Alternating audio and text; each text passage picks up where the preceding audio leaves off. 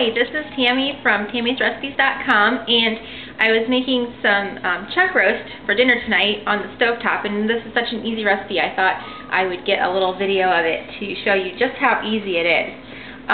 So to start, I use chuck roast. I usually wait till they go on sale. I'm actually using some stew meat today because I didn't get a chuck roast, but it's the same thing, just some affordable beef. And I trim the fat if there's any large amounts of fat. This has just little bits left on it. So for the chuck roast, I season it and I put it in a pan on the stovetop and I let it cook for quite a while over a low heat. And it makes a really tender, delicious roast, and then you can thicken your gravy and make gravy with the broth that you end up with then. So here's how I'm going to season it. And if this were a roast, I would just be putting the spices on one side and flipping it over and putting the spices on the other side.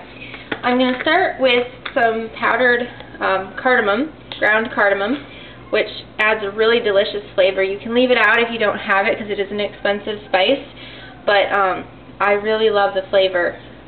So I'm going to start with the cardamom. That looks like a lot. Yeah, you can actually use pretty much of these spices. And then some garlic. You can either use garlic powder or I'm using some granulated garlic. So then the garlic, and then some coarse ground black pepper. I'm using a pepper grinder, and to get coarse ground, I'm just going to show the pepper grinder. Hold the camera, please. Thank you. Okay. And to do coarse ground, I'm going to just loosen this screw at the top, and then it's going to grind pretty coarse. Or you can buy coarsely ground black pepper. But if you have a pepper grinder, you can easily adjust it to make it coarse. And that is what I do for this. So put a good amount of black pepper on.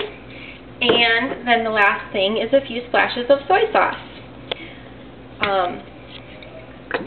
So I'm going to put a little bit of soy sauce on. I will not add salt until I am ready to thicken the broth. So I actually won't be adding any salt to the meat. And then I'm going to put about an inch or half an inch of water in the pan around the meat. So not a lot, and it won't be covered.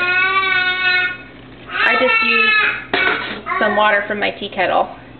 And then, since this is not, if this were a roast, I would flip it over and put these same seasonings on the other side. But since this is not a roast, I'm just going to stir it up, and I'll put a little bit more of the spices in and stir it up. You splashed some on my hand. Oh, I'm sorry. And then I'm going to cook this, and it will be tender and delicious, so flavorful. It's one of my favorites. I think my mom created this recipe, the one that she's done for a long time. So, anyway, that's how it's done. It's super easy, and you can do it in the slow cooker, too.